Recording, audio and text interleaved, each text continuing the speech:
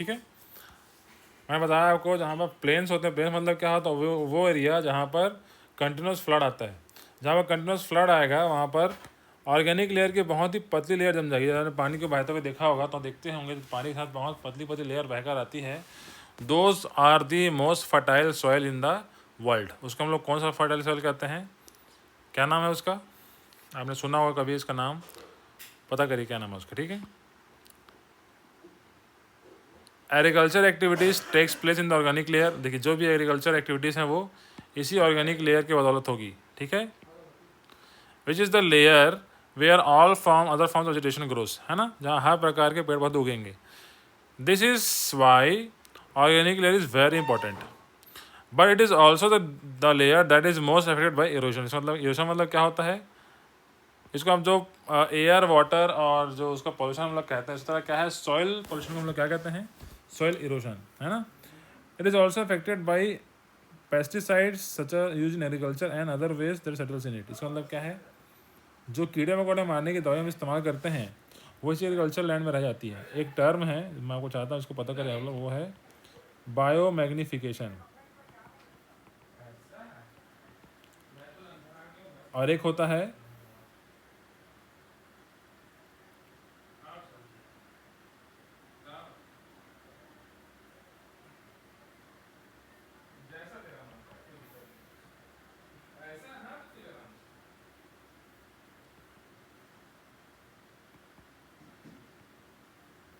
इन दोनों को आप पढ़ोगे तो आपको समझ में आ जाएगा इसका मतलब बायोमैग्निफिकेशन और बायोरोशन क्या होता है।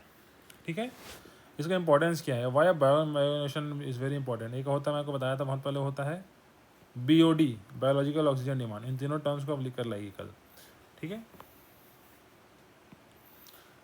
नेक्स्ट देखिए द मिनरल लेयर, इसका इंपॉर्टेंस हम लोग पढ़ रहे थे।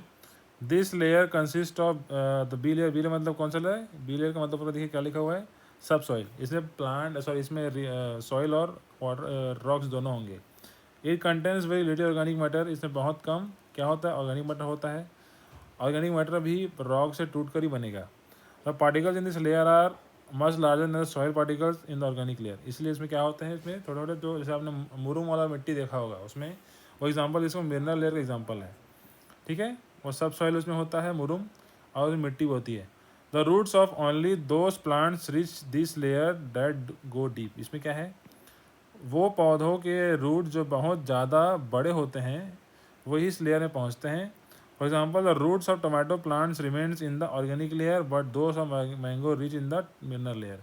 इसी मिनरल लेयर को क्रॉस करके वो किस में घुसते हैं, बेड रॉक लेयर में घुसते हैं। बेड रॉक लेयर को तोड़ करके वो वाटर लेवल तक पहुँच जाते हैं। इसीलिए अगर आपको पता करना है कि कौन से एरिया में बहुत ज़्यादा पानी आपको मिलेगा, तो वहाँ के आसपास के बड़े बड़े पौधों के हाइट को देखकर पता कर सकते हो। जिसका जितना ज़्यादा हाइट, जितना वो पुराना होगा, उतना ज़्यादा उस एरिया में क्या होगा, ग्राउंड वाटर होगा। ठीक है, इसके अलावा कि बहुत ज़्यादा आप क्या कर सकते, सेस्मिक वेव्स को कैप्चर करके आप अंदरूनी की 3D स्ट्रक्चर बना करके पता कर सकते हो कि ग्राउंड लेवल वाटर कहाँ कहाँ कितना कितना है। ठीक है, the last layer is the bedrock layer. This is the lowest layer, include the C and R layer. C means क्या है, substratum. R means the rock layer. R is the lowest layer consisting of unweathered rocks. इसमें बहुत बड़े बड़े पत्थरों के section होते हैं which breakups to form the C layer consist of broken rocks. इसमें भी बहुत बड़े पत्थर हो सकते हैं लेकिन इतने बड़े पत्थर नहीं होते जितने निकाले जाते। जैसे आपने लाइमस्टोन की कहीं पर क्या की होगी, देखा वो देखने गए होगे, माइनिंग देखने गए होगे, तो वहाँ वो बेड रॉक लेयर को ही तोड़ते हैं। उसके ऊपर वो छोटे छोटे पत्थर को तोड़ते हैं और छोटे पत्थर आते हैं जो आसपास पत्थरों के बीच में, आसपास आपको सॉइल दिखाई देगी, देखना ऐसे छोटे छोटे पत्थर होंगे, फिर आसपास सॉइल होगा, फिर छोटे पत्थर होंगे, आसपास सॉइल होगा, है ना। तो उसके सबसे नीचे क्या होता है, बहुत बड़े पत्थर का लेयर होता है। ठीक है, अच्छा आप यहाँ पे घूमने जाओगे तो आप श्रीनाथ नदी के पास जाओगे तो देखना वहाँ पर लेयर बाय लेयर क्या होता है, पत्थरों का सेक्शन जमा होता है ना। उसी तरह ये बेडरॉक लेयर क्या होता है, आप समझ जाइए कि वाटर ने क्या कर लिया है, उस बेडरॉक लेयर को ओपन अप कर दिया है। अब उस लेयर के नीचे एक अलग लेयर बह रहा होगा। ठीक है, इसीलिए आप कहीं नदी में नहाने के लिए जाएँ तो हमेशा लेयर का ख्याल रखिए। अगर आप पत्थर वाले एरिया में नहाने जा रहे हो तो याद रखिए किसी भी अनजान जगह में मत नहाइए कभी भी। इसमें क्या होता है, अनकंडीशनल लेयर बाय लेयर जमा होता है तो आपको कभी पता नहीं चला कितने अंदर घुस जाएंगे। ठीक है, इसीलिए bedrock layer is the most dangerous layer and the bedrock river is known as the most dangerous river. ठीक है, so this is the importance of the bedrock layer. So आप इस question को लिख लीजिए, what is explain the parts of soil, है ना, इसको अच्छे से एक्सप्लेन करिए। देखिए क्या लिखा हुआ है, next topic soil distribution India. 6 types of soil are commonly found in India. अब आपको नाम बताता हूँ, उसको पहले दिया हुआ है। The main type of soil is alluvium soil. ये कौन सा सॉइल होता है, जो रिवर प्लेन से आता है, ठीक है। तो ऊपर ने बात कर रहा था वो क्या है, ये रिवर प्लेन का ही बात कर रहा था, ठीक है। This soil is very fertile and more suitable for agriculture. इसीलिए बहुत पहले से लोग आज जो सभ्यताएं बनाते हैं, सिविलाइजेशन बनाते आ रहे हैं, उन लोगों ने नदी किनारे सभ्यताओं को बनाया है ताकि उनको आसानी से पानी और ज़मीन उपजाऊ मिल सके।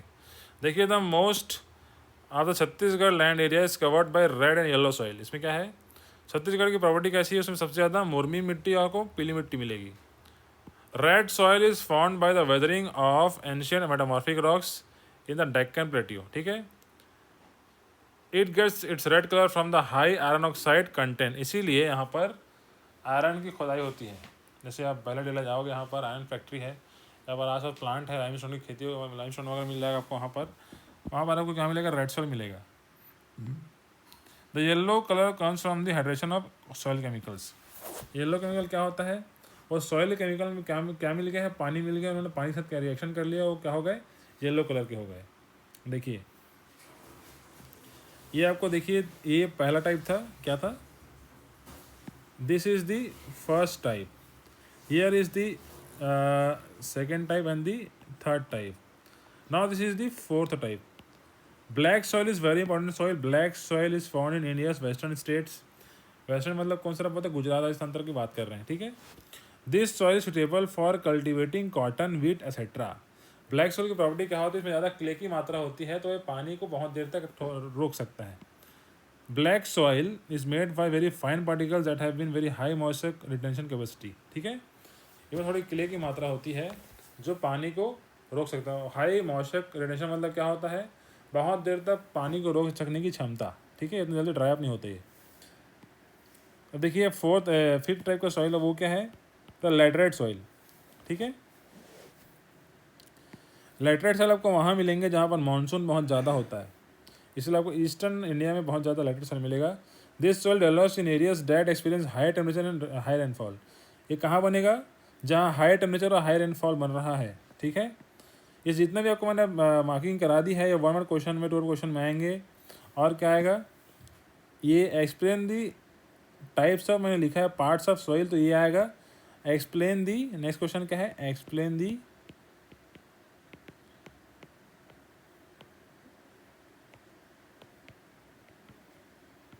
सॉइल्स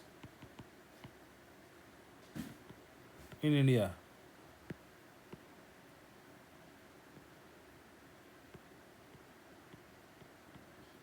ठीक है। इसमें आप ये इतने सारे लेयर्स को एक्सप्लेन करोगे। Let's see, the heavy rains leach के, लीच मतलब क्या होता है, वॉश अवे, है ना, wash away the fertile elements from the soil. The humus content of this soil is also low. इसमें देखिए ह्यूमस मतलब क्या है, ऑर्गेनिक मैटर,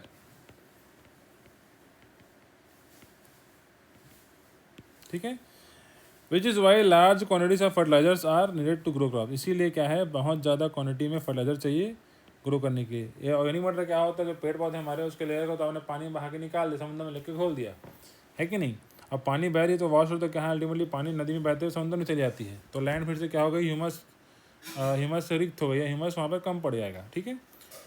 इस तरह से क्या होगा, फर्टिलाइजर चाहिए आपको उस जगह में क्रॉप उगाने के लिए।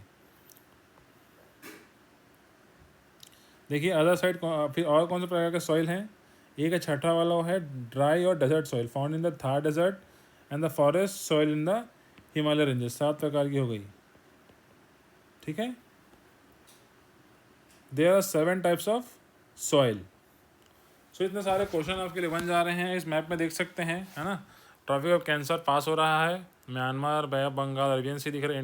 इंडिया से 24 डिग्री में ट्रॉपिक ऑफ कैंसर पास होता है, ठीक है। और इस सेक्शन के एरिया क्या है, ज़्यादा बारिश के लिए योग्य है, इस सेक्शन में ज़्यादा बारिश होती है इस तरफ। ये अब स्केल देख सकते हैं आप, है ना। तो स्केलिंग में आप समझ पाओगे कि यहाँ पर सॉइल के लेवल की कल्टिविटी कितनी कितनी है, वहाँ मार्किंग दी हुई है, आप समझ जाइए। जितना ज़्यादा सॉइल वहाँ पर दिया होगा उसके टाइप दिए होंगे। देखिए एल्यूमिनियम सॉइल आपको कहाँ मिलेगा, जहाँ पर जितने नदियाँ हैं वहाँ पर आपको ज़्यादा एल्यूमिनियम सॉइल मिलेगा, ठीक है। तो इस तरह से क्या समझिए आप, एराइड सॉइल मतलब यहाँ पर याद रखिए। अब क्वेश्चन आया व्हाट इज एराइड सॉइल, तो क्या लिखोगे आप लोग, डेजर्ट और ड्राई सॉइल को हम लोग क्या कहते हैं, एरिड सॉइल कहते हैं। एरिड मतलब होता है विथआउट वाटर,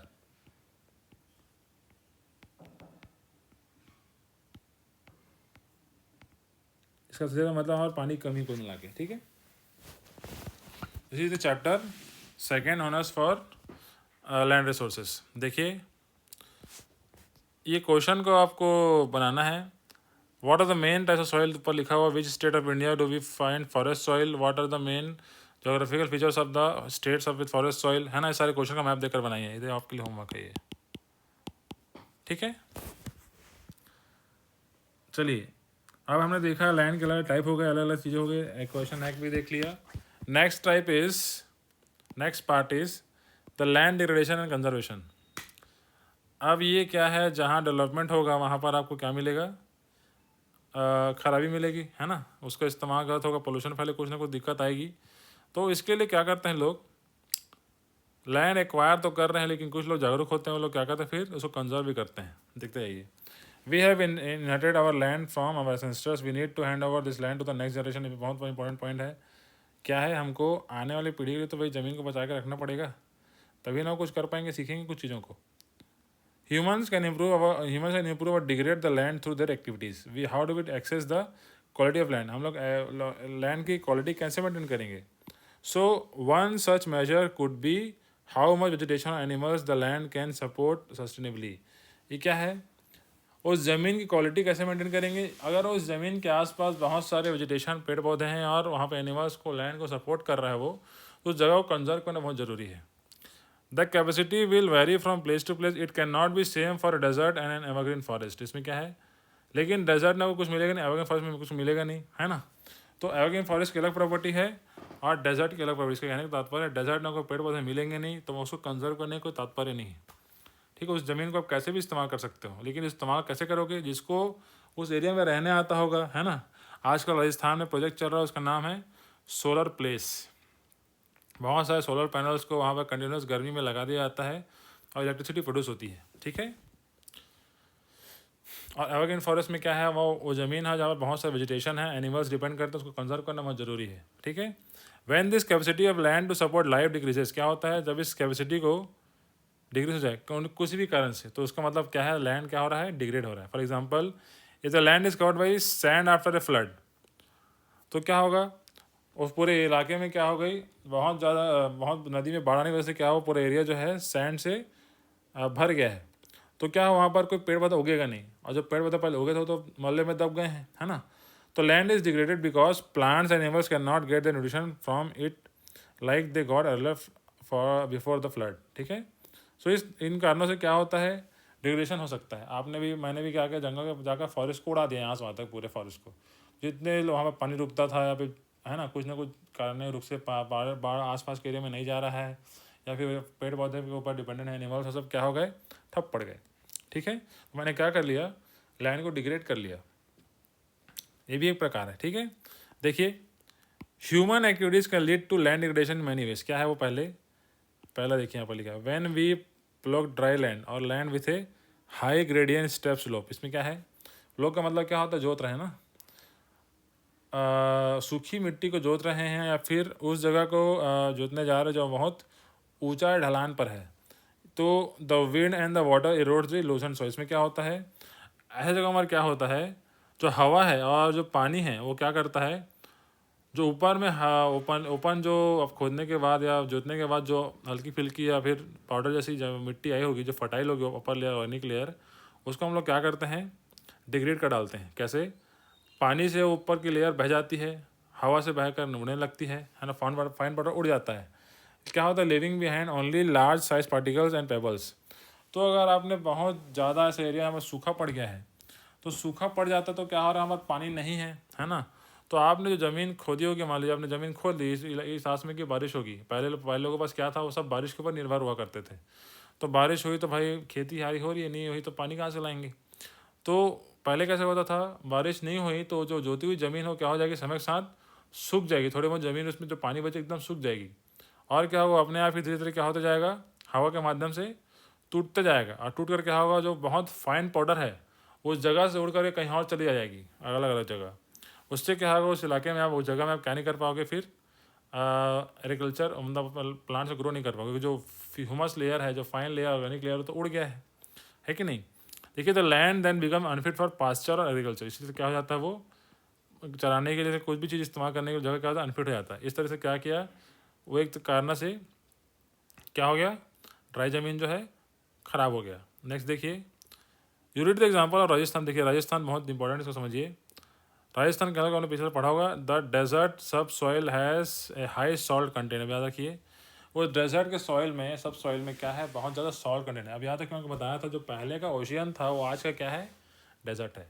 तो ओशियन में बहुत नमक भरा होता है ना, इसलिए उसमें सॉल्ट कंटेंट बहुत ज़्यादा होता है। बहुत ज़्यादा सॉल्ट कंटेंट में पेड़ पौधे नहीं उग सकते, ठीक है। Canal irrigation in a desert area causes the salt to dissolve in the water and rise up to the top to form a hard rust over the soil, ठीक है। इसमें क्या है, अब आपने वहाँ पर पानी पलोया है तो उससे क्या होगा, वो जो मिट्टी में जो रेत के नीचे जो बहुत सारा सॉल्ट लेयर जमा हुआ है, पानी मिलकर क्या होता है, बाद में जब मिट्टी के ऊपर बहुत हार्ड क्रस्ट की तरह जम जाता है। जैसे आपने कहीं पे राजस्थान तरफ जाओगे तो एक एरिया में आपको मिलेगा सॉल्ट डेजर्ट मिलेगा, पूरे एरिया में यहाँ से तो नमक ही नमक मिलता है ना। तो नमक आपको तहीं वहीं मिलेगा जहाँ बहुत पहले वो समुद्र में डूबा होगा, ठीक है। ये जितने भी संसार के डेजर्ट है, आपको क्या मिलेगा, नमक के खेत या नमक के फील्ड मिलेंगे, ठीक है। Plant can not grow on this crust. क्या होता है, इससे प्लांट जो है एक्सट्रीम सॉल्ट एक्सट्रैक्शन में नहीं उग सकते।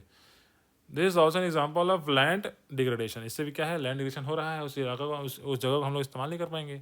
देखिए, ऐसे बहुत एग्जाम्पल है, पंजाब, हरियाणा और वेस्टर्न उत्तर प्रदेश में क्या है, large tracts of agriculture land are irrigated. इसका मतलब क्या होता है, बहुत ज़्यादा जो एग्रीकल्चर लैंड उसको क्या करते हैं हम लोग, इरीगेशन करते हैं। क्योंकि पंजाब, हरियाणा और वेस्टर्न यूपी में क्या है, पानी की कमी नहीं है। Punjab is the land of 5 river, जो हरियाणा से होकर गुजरती है। और यूपी में भी क्या है, गंगा यमुना तो बह ही रही है। इससे क्या, बहुत ज़्यादा पानी है जिससे आप इरीगेशन कर सकते हो।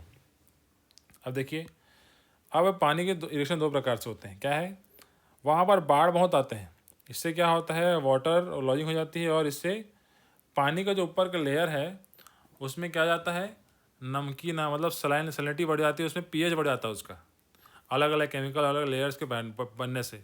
तो नॉर्मल जो लेयर या जो पीएच चाहिए वहाँ पर ग्रो करने के लिए प्लांट्स के लिए, वो क्या हो जाता है, कम पड़ जाता है, ठीक है।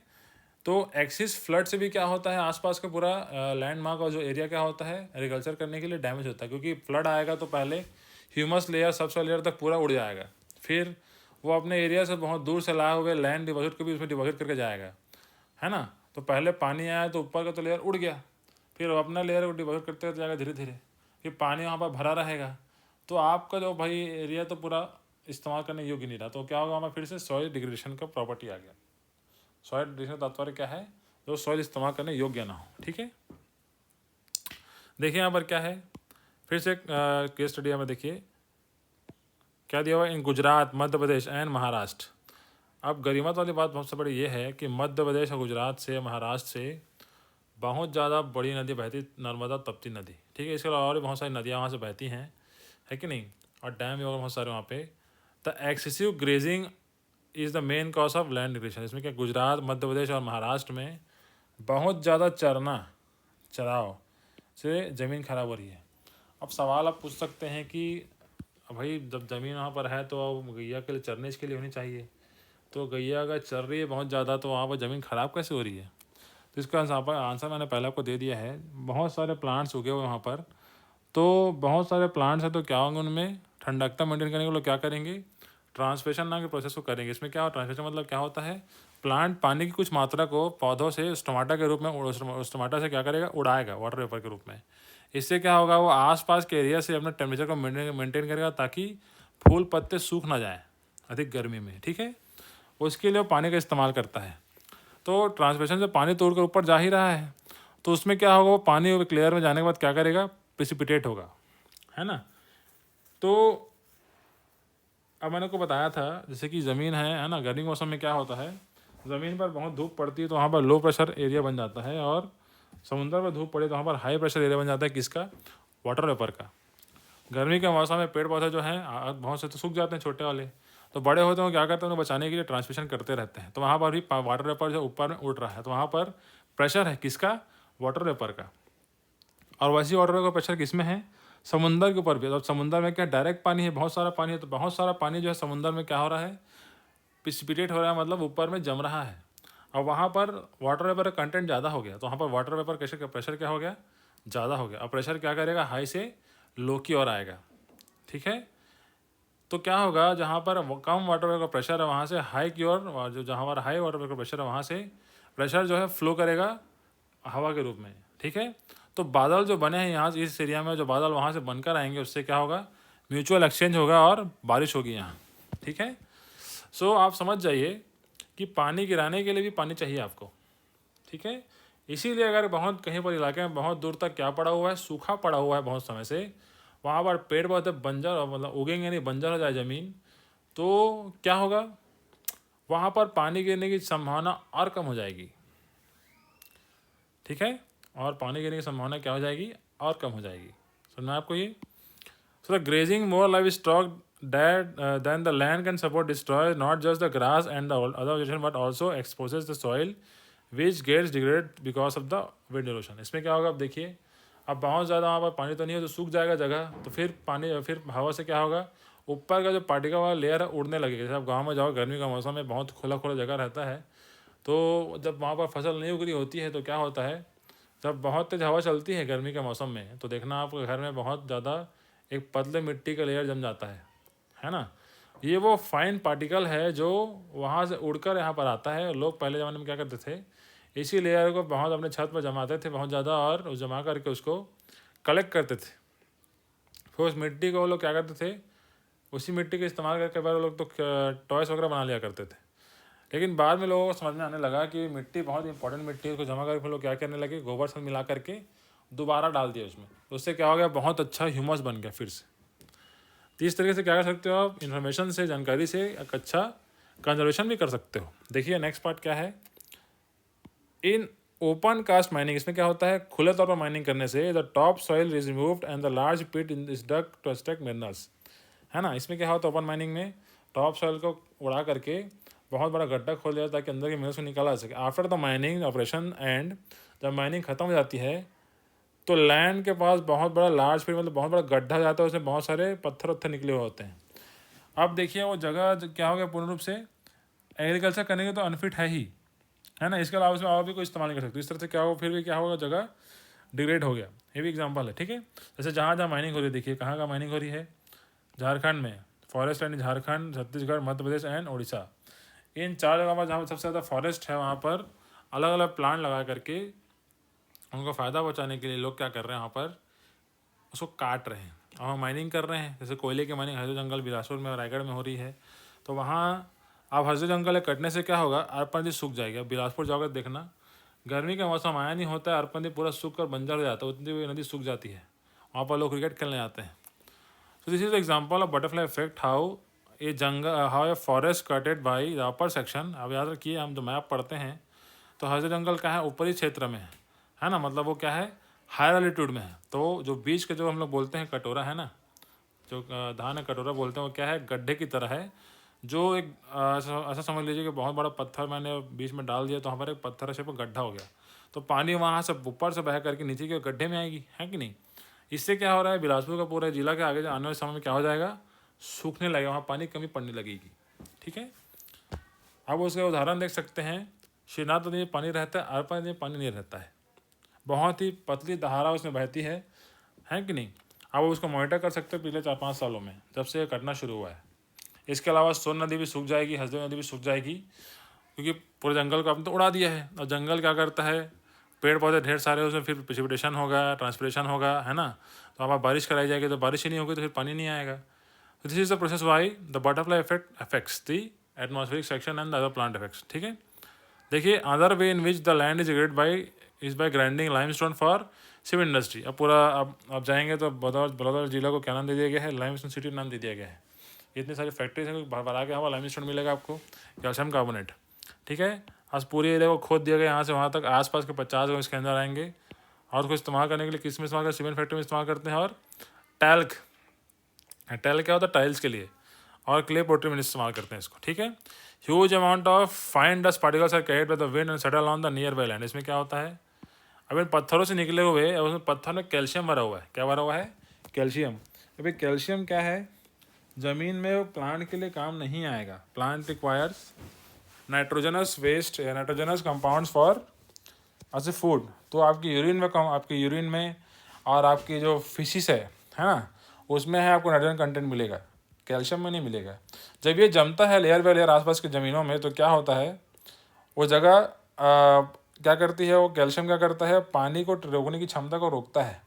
इससे क्या होता है, आसपास की ज़मीन पूरा क्या हो जाता है, ख़राब होता है।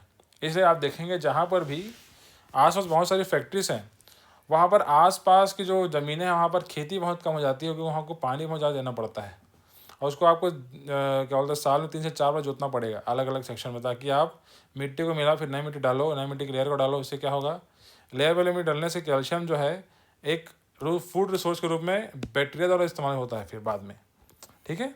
और उस एरिया को पहुँचा तो पानी देना पड़ेगा आपको। ये भी एक बहुत बड़ा कॉस्ट है। हमारा क्वेश्चन बनता है, why cement industries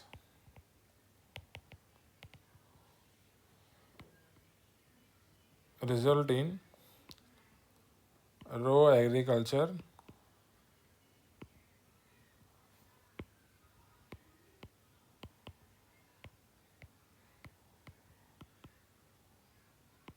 near by lands, ठीक है।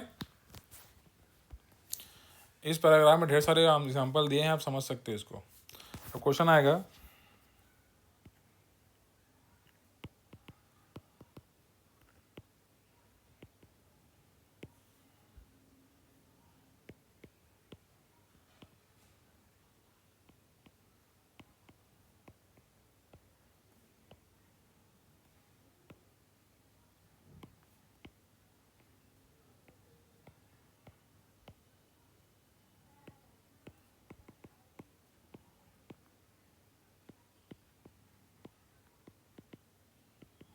इस क्वेश्चन को लिखना है आपको, ठीक है। देखिए, in last few years the discharge of contaminate water, देखिए एक और ऑप्शन आ गया, the discharge of contaminate water by industries also cause water and land pollution in various parts of India. आप देखते हैं इसका आंसर दिया जाता है, it is estimated that about 13 to 19 crore hectares of land in India are currently degraded. देखिए इतना hectare land already क्या है, डिग्रेड हो गया है। Of this around 28% degraded forest, इसमें 28% क्या है, डिग्रेडेड फॉरेस्ट में 56% क्या है, पानी से खराब हुआ, बाढ़ बाढ़ आने से, इधर उधर दिक्कत से, और इंडस्ट्री के गंदे पानी जाने से। अब यहाँ पे बहुत बड़ा मैटर ये करता है कि आप जाओगे तो बीच में नर्मदा नदी जो है एकदम गटर का पानी हो गया था लगभग, है कि नहीं। और उसमें इतना पॉल्यूशन हो गया था नर्मदा की नदी में कि आसपास जब बाढ़ आती थी नर्मदा नदी में, तो पूरा जो गंदगी पानी है बहुत दूर दूर तक जाता था। अब केमिकल तो है पानी में, तो सारे केमिकल तो पूरा बहकर समुद्र में जाएगा नहीं। तो जहाँ फ्लड आया है, फ्लड मतलब क्या हो गया, सब जो नदी का पानी है वो उफान मार के आसपास के साइड एरियाज में बह रहा है, तो उसके साथ जो कंटेंट होगा वो भी बहेगा, उसमें केमिकल भी बह रहा है। तो बाद में क्या होता था, जब उसको टेस्टिंग करते गए तो बाद में देखते गए कि लेयर बाय लेयर केमिकल्स कैसे इंटेंसिफाइड लेयर जम गई है, जो पूरे एरिया को क्या कर रही है, बंजर कर रही है, ठीक है। तो एक्सटेंसिव केमिकल से भी क्या होता है, प्लांट्स उगने की क्षमता शून्य हो जाती है, ठीक है। And the rest is winded eroded by saline. और रेस्ट कैसा हो गया, तो हवा से इरोड हो रहा है या फिर वहाँ पर पीएच ऊपर नीचे हो रहा है। About 4.8 hectares of land is eroded in Chhattisgarh. देखिए छत्तीसगढ़ में कितना खराब हो गया है, 4.8 लाख हेक्टेयर खराब हो गया है। This is 35% of the state total land area. आप देखिए कितना परसेंट है, 35% लैंड एरिया खराब हो गया है। ये बहुत चिंता का विषय है, कैसे, इसका कारण क्या है। The cause of degradation mostly water erosion, acidification of soil which affects crops, ठीक है। ये एसिडिफिकेशन में मतलब क्या होता है, वहाँ पर बहुत ज़्यादा केमिकल बढ़ गया जो एसिडिटी बढ़ा रहे हैं। इससे क्या होगा, सॉइल अपने फर्टिलिटी खो देता है, वहाँ पर नाइट्रोजन कंपाउंड या कुछ ऐसे ऑर्गेनिक कंपाउंड नहीं बन पाते, और प्लांट जब ग्रो करता है तो अधिक एसिड की वजह से मर जाते हैं। Acidification are control by adding lime to the soil. इसमें क्या होता है, उसमें लाइम को ऐड करने से या COH को ऐड करने से क्या होता है, वो कम होते जाता है। In Durg, Janjgir, Korba, Raipur district mining has cause land degradation. में क्या है, दुर्ग में, जांजगीर, कोरबा, रायपुर डिस्ट्रिक्ट में क्या हो रहा है, माइनिंग की वजह से क्या होता है, लैंड डिग्रेडेशन हो रहा है। There are many ways of tackling land degradation. बहुत सारे तरीके हैं, आप देखिए तरीके, what are the ways of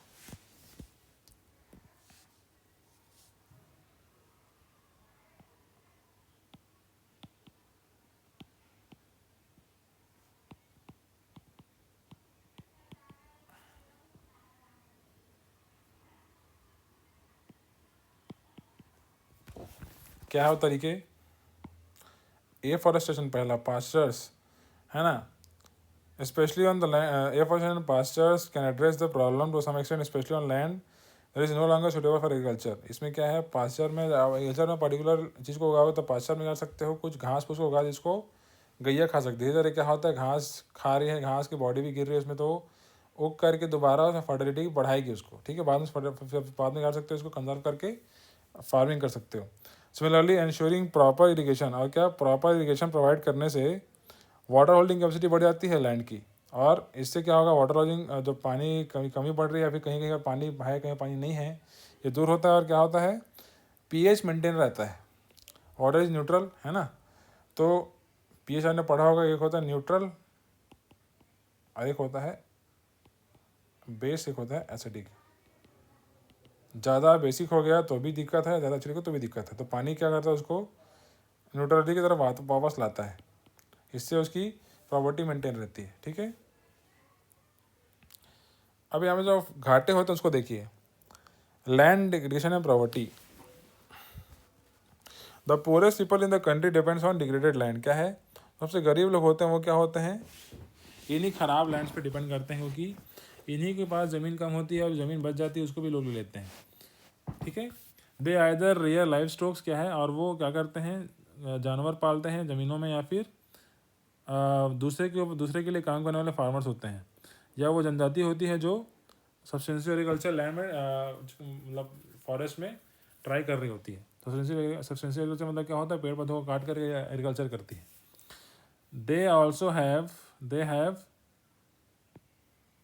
they have no other livelihood, उनके पास कोई और जीने के लिए तरीके नहीं होते, क्योंकि ये पुअर क्वालिटी की फार्मिंग करते हैं, उनके पास ज़मीन ही इनफर्टाइल होती है। अब देखिए इससे क्या होता है, this causes the land to degrade even further. इससे क्या होता है, ज़मीन और फर्टाइल नहीं है तो और क्या हो जाएगी, इनफर्टाइल हो जाएगी, और इनके पास जानकारी भी नहीं होती कैसे उसको फर्टाइल किया जाए। इससे क्या होता है, जानकारी के अभाव से और इन तरीक़ों से ज़मीन और ख़राब होती चली जाती है, और वे उनकी फार्मिंग बहुत अफेक्ट होती है। Because of their poverty this farmers can not take up measures to improve the land. अब उसके गरीबी भी एक बहुत बड़ा कारण है, जिससे क्या होता है, उनका पैसे नहीं कि कुछ और कर सकें, है कि नहीं। They find themselves trapped in a vicious cycle poverty and land degradation. इससे क्या होता है, फिर उनको बहुत ज़्यादा वो डिग्रेशन की वजह से वो एक तो अपने अपलिफ्टमेंट नहीं कर पा रहे हैं, है ना, एक लेवल मेंटेन नहीं कर पा रहे, और क्या होता है, लेवल मेंटेन नहीं कर पाने की वजह से वो तरीके नहीं खोज सकते जिससे ज़मीन को बचाया जा सके। That is why it is important for the government to take up the responsibility to improve and conserve degraded land. इससे क्या है, जब गवर्नमेंट डिग्रेडेड लैंड को क्या करेगा, कंजर्व करने लगेगा, तो पुअर पीपल की क्या होगी, लाइफ एक्सपेक्टेंसी बढ़ेगी, ठीक है। तो क्वेश्चन देखिए, are the poor responsible for the land degradation और they are the victims of land degradation. अपने इसको लिखिए, अपने विचार को लिखिए, आपको क्या लगता है, what role can land conservation play in the poverty reduction. इसमें क्या है, अगर ज़मीन को बचाया जाएगा तो क्या होगा, पॉवर्टी लाइन में जो लोग हैं उनको अच्छी ज़मीन में अच्छी फसल उगाने का अवसर मिलेगा। इसके अलावा अगर लैंड कंजर्व करने से पानी की सुविधा कर दी जाए तो मल्टीपल फॉरेस्ट को उगा करके वो क्या कर सकते हैं, क्रॉप्स उगा करके अपने पॉवर्टी लाइन से उठ करके स्टेबल लाइन में आ सकते हैं, ठीक है। देखिए टॉपिक देखिए,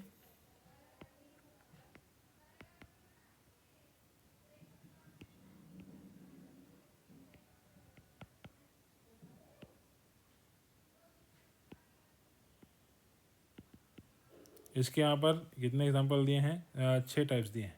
इसको आप पढ़ के लिखिएगा। चलिए एक्सप्लेन करता हूँ आपको, बड़ा सिंपल है। Land is a fixed resource while population keeps growing. ये बहुत ज़रूरी है कि रिसोर्स के अनुसार पॉपुलेशन भी क्या रहे, मेंटेन रहे। लेकिन आप पॉपुलेशन बढ़ रही है तो रिसोर्स को डिग्रेड करने वजह उसको कंजर्व करके उसको बचाना और उसको बढ़ाना ज़रूरी है कि नहीं।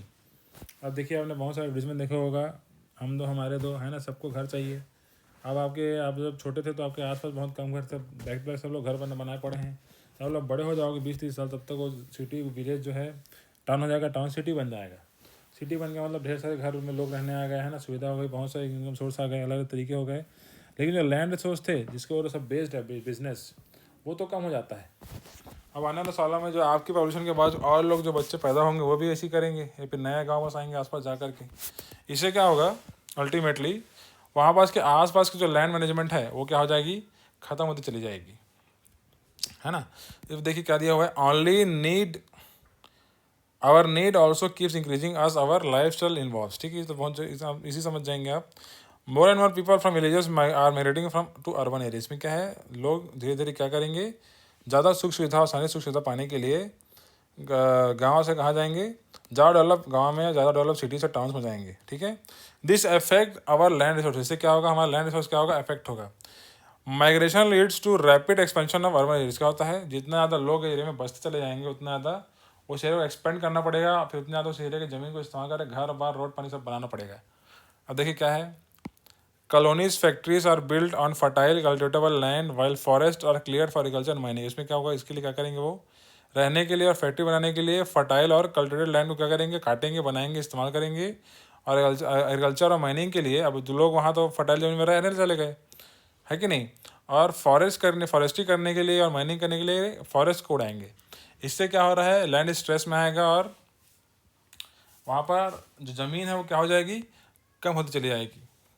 It is important that land is properly manage and put to proper use, इसमें क्या है, अगर आपने एक आसपास के एरिया को उड़ाया है ना, वहाँ पर क्या किया है, उसको क्लियर करके कुछ ना कुछ बनाया हुआ, तो रोड किनारे आप अच्छे से अच्छा पौधे को लगा सकते हैं जो अच्छी क्या कहते हैं एयर क्वालिटी दें, और कुछ फ्रूट्स वाले पौधे को लगा सकते हो यहाँ से वहाँ तक, एक ग्रीन बेल्ट बना सकते हो, है ना, तो आप रह भी पाओगे और आपको अच्छी एयर क्वालिटी मिलेगी। और वहाँ पर आसपास के गाँव के लिए भी क्या मिलेगा आपको, बटरफ्लाई इफेक्ट मेंटेन करने के लिए क्या मिलेगा, वहाँ पर बहुत सारे पौधे लगा देने से वहाँ पर पानी का प्रेशर बना रहेगा, वाटर लेवल का प्रेशर बना रहेगा ट्रांसमिशन के द्वारा, वहाँ पर पानी गिरते रहेगा। इसके अलावा आपने फॉरेस्ट को काटा है, अगर फॉरेस्ट को आपने काटा फिर वहाँ पर आपने उसको कैसे इस्तेमाल किया, कौन से ऐसे प्लांट्स को इस्तेमाल किया, कैसे वहाँ पर एनिमल्स को रखा है अपने लिए, कैसे उसको मेंटेन किया, माइनिंग कर रहे हैं तो माइनिंग कौन सेक्शन में कर रहे हैं, कितना आपने गड्ढा खोदा है, कैसे मैनेज किया उसको, कितना आप खोदने जा रहे हैं, कितने एरिया को माइनिंग करेंगे, ये सब डिपेंड करता है। मान लिया आपने माइनिंग करने के लिए रिवर वाले सेक्शन को चुन लिया, तो भाई आप माइनिंग करने के लिए नदी किनारे चुनोगे तो भाई नदी का पानी तो ख़राब होगा। माइनिंग भी क्या होता है, जब माइनिंग ऊपर लेयर से हो रही है या सॉइल के ऊपरी लेयर से जा रही है पानी, तो आपको दिक्कत नहीं आएगी। लेकिन जब माइनिंग आप अंदरूनी लेयर से करोगे, अंदर जो मिनरल लेयर है, और उसको ऊपर लाकर खोद खोद क्या होगा, एक लेयर बाई लेयर जमाते चले जाओगे तो पानी में क्या होगा, मिक्स होगा, इससे पानी क्या होगा, पॉल्यूट होगा। ये बहुत बड़ा क्या है, अलग अलग उदाहरण है, ठीक है। अब देखिए कुछ तरीके हैं मैनेज करने के, क्या है, plan development on towns and villages, क्या our villages and towns are growing and encroaching upon agriculture land, unused land is available also available within the urban areas, so if the proper planning to develop the town and villages, this problem can be handled। क्या है, अगर आप नए town और village बसाने के लिए क्या करें, बंजर ज़मीन का इस्तेमाल करें, अभी उस ज़मीन का इस्तेमाल करें जहाँ पर एग्रीकल्चर नहीं होती है, तो इससे क्या होगा, जो एग्रीकल्चर लैंड है वो वहीं की वहीं रह जाएगी और सबके काम ही आएगा, ठीक है। नेक्स्ट क्या है, यूज़ ऑफ बैरन लैंड, देखिए बंजर ज़मीन को इस्तेमाल करने के दो तरीके हैं, it can be use for non agricultural activities, industry बनाने के लिए, टाउनशिप सब करने के लिए इस्तेमाल कर सकते हो। दूसरा क्या है, अपनी लैंड एग्रीकल्चर पार्सल डेवलपमेंट के उसको इस्तेमाल कर सकते हो। इससे क्या होगा, आपका एरिया एग्रीकल्चर के अंदर बढ़ेगा और जो वेस्ट लैंड है, जो बंजर ज़मीन जिसका इस्तेमाल कुछ नहीं होता है, उसका इस्तेमाल हो जाएगा, ठीक है।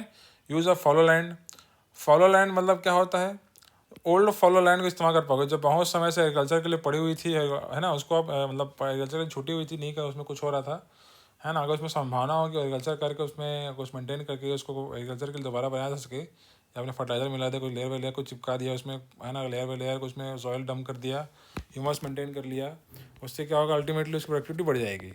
लास्ट फोर्थ देखिए, forest conservation and afforestation, forest को एक रिसोर्स के रूप में इस्तेमाल करते हुए आप क्या करिए, रीजनरेट करें प्रॉपर्टी उसमें दीजिए। तो forest should be use in A plan and systematic manner, है ना। तो फॉरेस्ट को आप इस तरीके से इस्तेमाल करें, मान लो 4 पहाड़, 2 पहाड़ को आपने इस्तेमाल किया, 2 पहाड़ को आपने कंजर्व कर लिया, ऐसा नहीं कि 2 पहाड़ इधर तोड़े 2 पहाड़ उधर तोड़े, तो क्या हुआ, मान लो 2 पहाड़ों के बीच से या 4 माउंटेन में ग्रुप में बीच में बहुत बड़ा झील है, लेक है, तो आप उस साइड को इस्तेमाल करिए जिस तरफ लेक को आप फेस नहीं कर रहे हो, है ना। सो लेक अपोजिंग साइड को इस्तेमाल करने से क्या होगा, आपकी जो गंदगी है या फिर जो चीज़ें इस्तेमाल हो रही हैं वो पानी से दूर रहेंगे। उस लेक को आप नेचुरल वाटर है तो उसको आप उसको पीने के लिए सबके लिए इस्तेमाल कर सकते हो। जब अमेरिका वगैरह जाओगे वहाँ देखना आप, बहुत दूर दूर में या जो बहुत माउंटेन सेक्शन में जो विलेजेस होते हैं, वैसी टेक्नोलॉजी को इस्तेमाल करते हैं कि प्रयास करते हैं कि जो ज़्यादा अर्बन एरिया है वो कहाँ रहे, लेक से उस अपोजिट साइड में रहे, और कैसा रहे, डाउन साइड बनाया जाए उसको, जैसे कि दो पहाड़ है उसके निचले स्तर में मान लो लेक, थोड़ा भाई लेक बना हुआ तो थोड़ा सा पानी बहकर नीचे आएगा, तो उसको थोड़ा सा तोड़ कर वो क्या कर लेते हैं साइड से एक छोटा सा स्मॉल स्ट्रीम और रिवर बना लेते हैं, है ना। और लेक भी वहाँ बड़े इसमें पहाड़ों के बीच में बनी हुई, तो उसमें क्या होगा ऑलरेडी वो वाटर ग्राउंड लेवल कहीं भी खोदोगे आप तो हर जगह आपको पानी ही पानी मिलेगा। तो आप चारों पहाड़ों के साइड वाइज क्या कर सकते हो, रहने का एरिया बना सकते हो और उस पहाड़ को कंजर्व कर सकते हो। इससे क्या होगा आपको सब प्रकार की ज़मीनें भी मिलेंगी और रहने का तरीका भी मिलेगा। देखिए, fully grown tree should be harvested only to extend that they can be replace. में क्या है, जो बहुत बड़े पौधे उग चुके हैं, पेड़ उग चुके हैं, उसको आप तभी रिप्लेस करिए जब आपको एकदम ज़रूरत हो, वरना उसको काटिए ही मत। 23% of land in India is forested, है ना। The area under forest needs to be expanded to maintain the environmental balance. इसमें क्या है, अगर आप बहुत ज़्यादा क्या कर रहे हो, एरिया सिटीज़ और अर्बन को बसा रहे हो, तो आपको वेस्ट लैंड को कन्वर्ट करके फॉरेस्ट लैंड भी बनाना पड़ेगा ताकि एनवायरमेंटल बैलेंस CO2 और O2 के बैलेंस को बनाया जा सके। इससे एयर वाटर पोल्यूशन क्या रहे, कंट्रोल रहे, और ड्रॉट जैसी चीज़ों को क्या कर सके, अवॉइड किया जा सके। फिफ्थ देखिए, कंट्रोलिंग सॉइल इरोजन। इसमें क्या है, erosion, water deposition and the use of chemical fertilisers and pesticide are leading to soil depletion. इसमें क्या है, इरोजन के बहुत सारे अलग अलग प्रकार हैं, है ना। सॉइल वेस्ट डिप्लीशन मतलब क्या है, गंदगी को उसमें फेंक देना, केमिकल फर्टिलाइजर और पेस्टिसाइड, कीड़े मारने की दवाएं, इससे क्या हो रही है, सॉइल खराब हो रही है ना। वाटर इरोजन, इसका मतलब वाटर इरोजन, फ्लड आ गया या हवा से उड़ रहा है वो, है ना। वेस्ट मतलब गंदगी को आपने लेके डिपॉजिट कर दिया, गंदे प्लास्टिक कंटेंट्स को, जो भी ई वेस्ट हो गया है ना, हमारा मेडिकल वेस्ट हो गया, सबको आपने क्या ले जाकर वहाँ पर डाल दिया। केमिकल फर्टिलाइजर हो गया, पेस्टिसाइड कीड़े मारने की दवाई हो गई, वो सब क्या रहता है, बायो मैन्युफैक्चर नाम के प्रोसेस की वजह से वो सॉइल में ही रह जाता है, ठीक है। इससे क्या होता है, वो फिर बाद में प्लांट के न्यूट्रिशन का हिस्सा हो जाएगा, फिर वो आपके प्लांट से आपकी बॉडी में चलाएगा, जो आपके लिए घाटा है।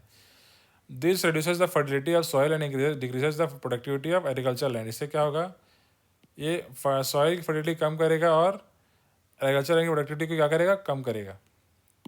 अब फर्टिलिटी कम होगी तो प्रोडक्टिविटी तो कम होगी। Hence controlling soil erosion etcetera will increase the productivity. Last क्या है, using land around our home. इससे क्या है, अगर आपके घर के आसपास का एक बगीचा हो जाए तो इससे क्या होगा, आपको बहुत सारे सीजनल वेजिटेबल से लेकर बहुत सारे पेड़ पौधे उगाने का अवसर मिलेगा।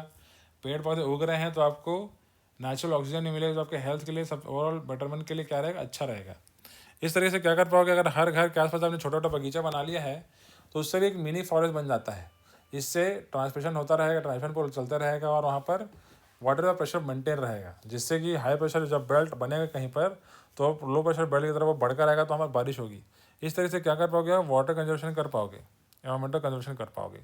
This are the 6 methods by which can be use to conserve the land management. Okay, देखिए let's start exercise. We eat food daily on what kind of land is the most of this food grown. कौन सा land पर उगेगा, agriculture land पर उगेगा, ठीक है। विच layer of soil is most important for agriculture, किसके लिए सबसे इंपॉर्टेंट होता है, O और A, ऑर्गेनिक और अपर का, ठीक है। थर्ड देखिए, which layer of soil is the first to be damage by erosion and pesticide use. कौन सा सबसे पहले डैमेज होता है, ऑर्गेनिक लेयर सबसे पहले डैमेज होगा, ठीक है। The type of land is most suitable for industries. कौन सा लैंड सबसे ज़्यादा सुटेबल रहेगा इंडस्ट्रीज के लिए, बैरन लैंड, ताकि वहाँ पर एग्रीकल्चर फॉरेस्ट लैंड बच जाए, ठीक है। इन लैंड मैनेजमेंट, क्या इस land management essential, non essential, sometimes essential है, ठीक है। देखिए क्वेश्चन देख जाइए, how will the absence of soil impact our life. इसको आप आसानी से लिख सकते हो। What will happen if agriculture land decreases. क्या होगा अगर एग्रीकल्चर लैंड डिक्रीज हो जाएगा, तो भाई फूड रिसोर्स कम पड़ जाएंगे, तो लोग खाना पीना कहाँ से दोगे, इतना पॉपुलेशन को मेंटेन कैसे करोगे। What is the difference between current fallow and old fallow, मैंने क्वेश्चन ऊपर लिखवाया आपको, है ना, इसका आंसर लिख सकते हैं। What are the human factors in the land degradation. क्या है ह्यूमन फैक्टर्स, आप उसको लिख देना आसानी से, है ना।